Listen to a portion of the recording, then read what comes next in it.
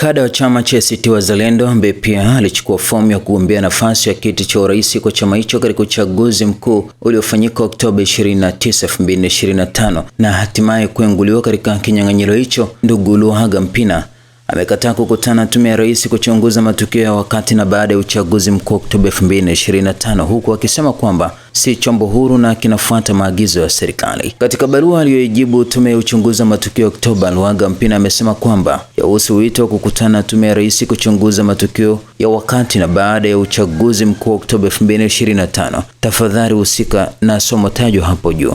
Nakili kupokea barua yenye kumbukumbu namba SAE 351/527/01 tarehe 21 Januari 2026 ikinitaka kufika kukutana na tume tarehe 31 Januari 2026 kuanzia saa 8 mchana hadi saa 9 kamili alasiri katika ukumbi wa Manyara Benki Kuu Dar es Salaam. Utakumbuka kuwa mnamo tarehe 18 Novemba 2025 chama changu cha ACT Wazalendo kilitoa taarifa kwa umma kuwa kinapinga na kinakataa kabisa tume iliyotangazwa na Rais Samia Suluhu Hassan kuchunguza matukio ya tarehe 29 Oktoba 2025 na siku zilizofuata.